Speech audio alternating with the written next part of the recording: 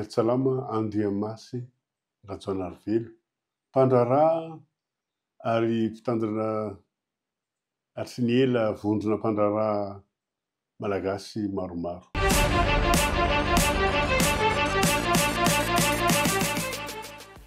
Tena nilofosako hatramin'izay zany hoe consultant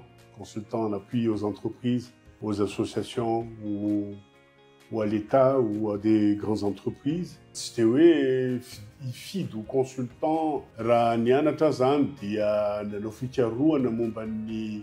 toe-karena sy ny fampandrosoana ny orinasa dia nanao recherche zany tany amin'ny ambaratonga ambony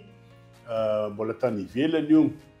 dia niasa chercheur atao amin'ny laboratoire d'études et de recherche en économie de la production. Dia tena nilofona amin'io zany ary momba ny orinasa madinika sy salatsalany hoe ahoana moa no tena hanampina ny orinasa madinika sy salatsalany anatin'ny sehatra fanontolonana mondialisation. Raha fisokatra ny Europa zany dia hoe aiza aiza ny orinasa madinika sy salatsalany frantsay raha ampitahana amin'ny orinasa madinika sy salatsalany portugais, grec, italiana satria ny any amin'ireny tanany ireny zany mbola somary ambanimbany zany ny vidim-piainana sy ny karama dia aiza zany le atao hoe compétitivité dia nametraka ny atao hoe système de grappe technologique amin'ny service connexe. Io zany anisan'ny traikefa rehefa noditra aty Madagasikara satria za moa manampy ny orinasa madinika sy salatsalany frantsay sy européenne dia mba ahoana moa ny hanampiko ny orinasa madinika sy salatsalany malagasy dia zay moa nahalalan'ny olona tamin'ny lalako ray manontolo dia nanampy ny orinasa madinika sy salatsalany malagasy. Nisy parenthèse kely le directeur de projet koa nanao ny restructuration rehetrarehetra fa tsy natao ny orinasa lehibe aza. Rotoana dia niala dia nandeha niasa expert tany amin'ny PNUD sy ny BIT dia zay zany anisan'le fondateur le entreprendre à Madagascar, appui technique et financier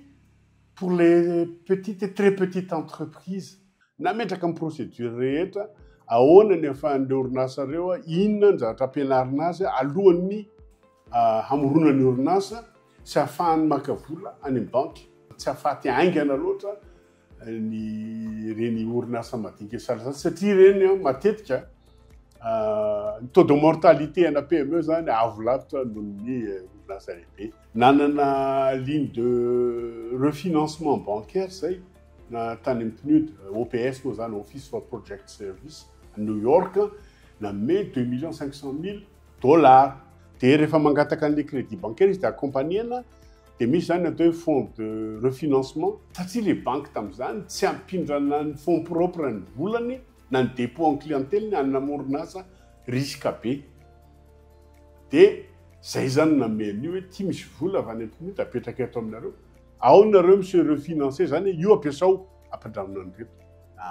dia satria ny fahasarotana maka crédit bancaire koa dia les couvertures de garantie zany hoe raha indrana ary zato ianao zany dia mila manome garantie ianao na hypothèque io na caution io na aval io na tsy fantatro 150 à 180%. Zany hoe raha 100,000 draminao dia ny antoka hoentinao zany 180 dia nametraka fonds de garantie io zay de premier rang zany hoe mahatoky an'ireto olona formenay zay sy le olona nampina dia tia le vola ampindraminareo azy dia tia ny dossier garantie fonds de garantie hiadosienareo azy. Tena anisan'ny voalohany indrindra zany tamin'izany teto Madagasikara. Mety misy any malagasy raha mba ta hilofoka manana traikefa tany ivelany afaka mody dia afaka mba manampy ny fanovana ny sehatr'asa, sehatra fampiasam-bola sy sehatra fampiroboroboana ny orinasa madinika sy salatsalany. Zay tompony ny tena antony nodiko mitondra ny traikefako teto Madagasikara. Dia rehefa nanao an'izay zany dia niditra le fivondronana ny mpandraraha malagasy zay mpanolotsaina nanomboako tao tondra teny ny orinasa madinika sy salatsalany ihany ary niezaka zay nisy ekipa vaovao ohatry ny ekipa fietsehana amin'ny ankehitriny koa dia rehefa voantso andray andraikitra ambony ny filohan'ny fifimpama tamin'izany fotoana androany dia hoe ianao zay nanao ny draft ny stratégie pakady lavareno an'ny fifimpama satroka raha mba ianao mandinga amin'ny fifimpama dia nandray ny fitantanana ny fifimpama tamin'izany fotoana izany ary niverina angamba ny raha ny halavan'ny mandana président dia niangamba hatramin'izao mbola tsy resy satria na mandat efatra angamba ny nataoko teo tamin'izany fotoana izany eny toko dia nanampy ny fifimpama amin'ny sehatra indrindrindra dialogue public privé zany hoe ny fampiresana zany eo amin'ny resaka eta fiscalité eo amin'ny resaka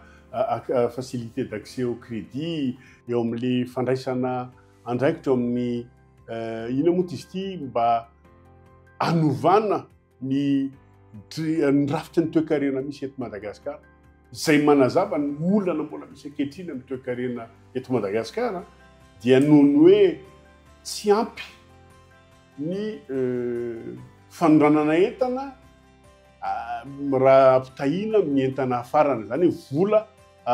anafarana entana sy vola hazo avy amin'ny fandefasana entana zany hoe balance commerciale moa zany tika tongavany io zany dia déficit chronique déficitaire depuis mbola tsy teraka defa déficitaire izy ao nefa misy olana lehibe indrindra mipetraka amintsika satria ny toe-karentsika dia miankina amin'ny zavatra maro avy any ivelany dia noho izany nietiko ny atao fifimpama tamin'ny fotoanandro zany dans les années nanomboka tamin'ny 2002 tany dia hoe ahoana ny anamafisany industrie malagasy mba anao vokatra de substitution na hoe afaka anovana ireo produit industriel afarana zay zany le izy dia teo no nampifanatona be ny sima sy ny fifimpama dia de l'autre côté zany nanangana association anankiray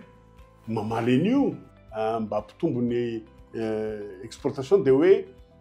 ahoana ny ampidirana ny orinasa madinika salatsala malagasy amin'ny chaîne de valeur internationale zany hoe mba ahafahany mandeha mijery ny tsena any ivelany sy manondrana entana vita malagasy tena vita malagasy izany toko dia nazahoantsika trophée mondial tsy ny drapeau an'ny fifimpama ihany netona fa drapeau an'i Madagasikara toko tamin'izany kombana pays le izy dia misy enina amin'ny telopolo ny ady tamintsika tsika nazo ny loka hatramin'izao io dia malaza eran'ny Afrika sy Pasifika sy Asie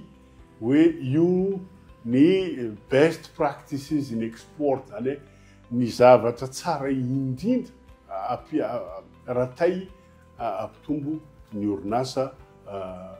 manina moa manondrana entana ny tany nanomboana zany hoe ireo zavatra nataoko amin'ny grappe technologique na cluster na PME tany amin'ny Midi-Pyrénées sy Haute-Garonne ny zavatra zany zay nanaovako recherche no netiko tato amin'ny ITBM dia naappliqué ny ITBM zany hoe andatsika hanangana cluster na artisanat cluster na huile essentielle cluster na épice cluster na broderie dia ireo no manondrana satria ny orinasa madinika malagasy mbola tratran'ny ataontsika hoe problème de capacité anga dia raha ohatra hoe misy orinasa ataontsika hoe américaine nangataka 10 conteneur tsy ho vitan'le orinasa kely madinika izy fa atambatra zay le atao cluster na grappe technologique dia iny no manondrana any zay zany natonga ny ITBM naappliqué natao lasa best practices in export